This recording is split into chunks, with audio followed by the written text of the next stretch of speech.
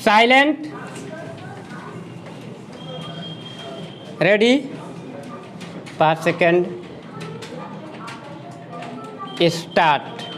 भारत की स्वतंत्रता को कई दशक बीत चुके हैं। हाल ही में हमने 75वां गणतंत्र दिवस मनाया है। 1947 से अब तक देश के हर क्षेत्र ने पर्याप्त विकास किया है। आज भारत का अंतरिक्ष कार्यक्रम विश्व के सफलतम अंतरिक्ष कार्यकर्ताओं में शामिल है। भारतीय सेना विश्व की सबसे ताकतवर सेनाओं में सम्मिलित है तथा भारत की अर्थव्यवस्था विश्व की 5 सबसे मजबूत अर्थव्यवस्थाओं में से एक है। अन्य क्षेत्रों में भी भारत नियमित रूप से विकास की नई कहानियाँ लिख रहा है। इन उपलब्धियों के बावजूद एक ऐसा क्षेत्र भी है जो आज भी विकास की दौड़ में कहीं पीछे रह गया है।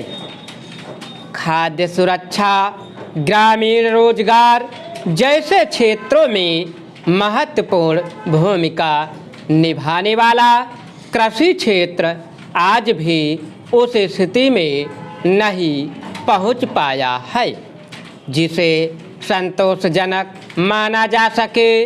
इसका परिणाम यह हुआ है कि कृषि पर निर्भर देश के करोड़ों लोग आज भी बेहद अभाव में जीवन जीने को विवश हैं और कई बार ये कृषि के माध्यम से अपनी बुनियादी ज़रूरतें भी नहीं पूरी कर पाते हैं।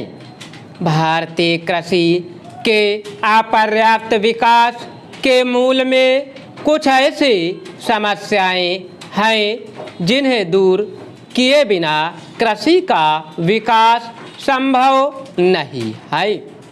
चेंज भारत के ज़्यादातर किसानों के पास कृषि में निवेश के लिए पूंजी का अभाव, कमी है।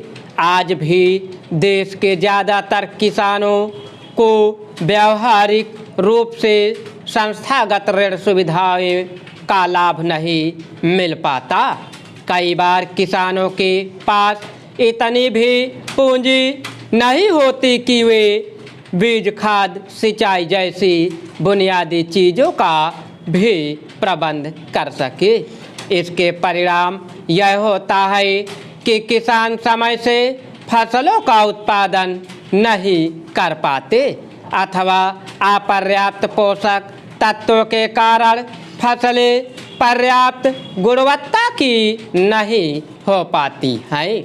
इसके साथ ही पूंजी के अभाव में किसान को निजी व्यक्तियों से ऊंची ब्याज दर पर ऋण लेना पड़ता है जिससे उसकी समस्याओं कम होने की जगह बढ़ जाती हैं। इस संबंध में भारत सरकार द्वारा शुरू की गई किसान सम्मान निधि योजना किसानों के लिए काफ़ी मददगार साबित हो रही है। इससे किसानों की कृषि संबंधी बुनियादी ज़रूरतों की पूर्ति करने में काफ़ी हद तक सहायता मिल जाती है। भारत के अधिकांश हिस्सों में आज भी सिंचाई सुविधाओं की कमी है। निजी तौर पर सिंचाई सुविधाओं का प्रबंध वही किसान कर पाते हैं जिनके पास पर्याप्त पूंजी उपलब्ध है, क्योंकि सिंचाई उपकरणों जैसे ट्यूबवेल स्थापित करने की लागत इतनी होती है कि गरीब किसानों के लिए उसे वहन कर पाना संभव नहीं है। इस प्रकार अधिकांश किसान मानसून पर निर्भर हो जाते हैं और समय पर वर्षा न होने पर उनकी फसलें खराब हो जाती है। इसी तरह अधिक वर्षा होने पर या विभिन्न प्राकृतिक आपदाओं के कारण भी फसलें खराब हो जाती हैं और किसान गरीबी के दलदल में फंसता जाता है। अतः सरकार को चाहिए कि वह इन गरीब कृषकों के कल्याण हेतु एक योजनाबद्ध नीति का संचालन करे। स्टॉप।